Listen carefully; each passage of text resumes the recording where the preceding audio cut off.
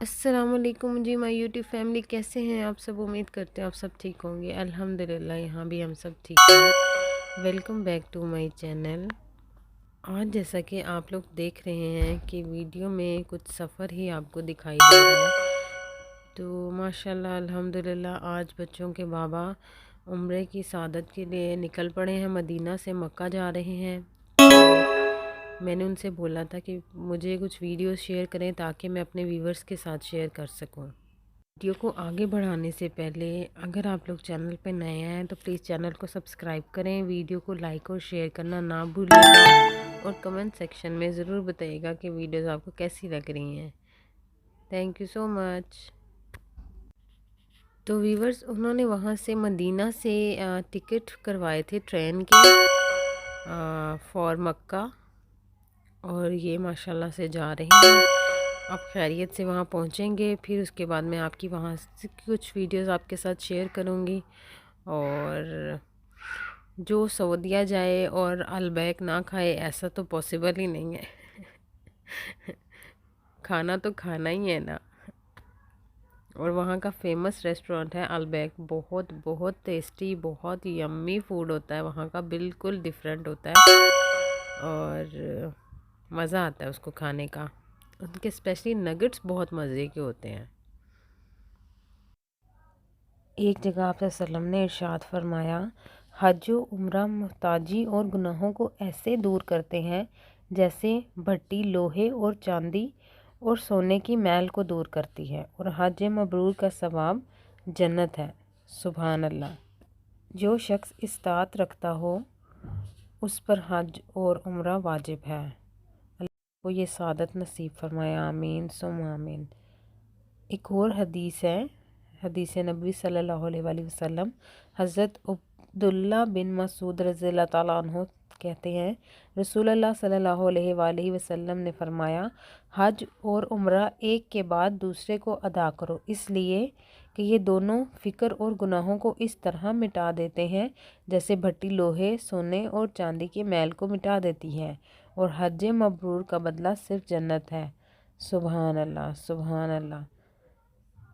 आप सल्लम का फरमान है, जो शख्स हज के इरादे से निकला फिर मर गया, अल्लाह अज़्ज़वजल क़यामत तक उसके लिए हज का सवाब लिखते हैं। सुभान अल्लाह, सुभान अल्लाह। फरमाने मुस्तफ़ा हज़रत अबू हुरैरा रज़ियल्लाहु ताला अन्हु से रवायत है, फरमाते हैं रसूलुल्लाह सल्लल्लाहु अलैहि वसल्लम से सवाल किया गया कि कौन सा अमल अफजल है। इरशाद फरमाया, अल्लाह और इसके रसूल सल्लल्लाहु अलैहि वसल्लम पर ईमान रखना। अर्ज़ किया गया, इसके बाद कौन सा? फरमाया, अल्लाह की राह में जिहाद करना। अर्ज़ की गई, फिर इसके बाद कौन सा अमल अफजल है? फरमाया, हज मकबूल। सुभान अल्लाह, सुभान अल्लाह। तेरा दर हो मेरा सर हो, ये जबी यूं ही झुकी रहे। तेरा दर हो मेरा सर हो, ये जबी यूं ही झुकी रहे। मेरी आँख हो तेरी दीद हो, मेरी आँख में यूं नमी रहे। सुभान अल्लाह। जी तो वीवर्स, आज की जो अच्छी बात है वो ये है कि जैसा कि मैंने आपको बताया, मैं डॉक्टर वसीम साहब को बहुत अच्छे सुनती हूँ। जो यूथ ग्रुप है आप उसको भी सुना करें, वो बहुत अच्छा ग्रुप है। काफ़ी इस्लाह करते हैं वो हमारी, और अल्लाह पाक हमें नेक अमाल करने की तौफीक दें। तो मैं सुन रही थी उनको, तो वो कह रहे थे हज़रत वासिफ़ अली वासिफ़ ने अपने एक वीडियो में जिसका टाइटल था गम, उसके अल्फाज कुछ यूँ थे, गम में गम देने वाले को याद रखना, याद रखना तेरा तेरे रब से जो सबसे करीब रिश्ता है वो सजदे का है, और जो उससे भी करीब रिश्ता है वो आंसुओं का है। आँख में आंसू हो, सर सजदे में हो, लबों पे नामे मोहम्मद, देखिए गम फिर तुझे कैसे सरफराज करता है। ये वो मोती हैं जो तुझे तेरे मुकाम से आशना करेंगे।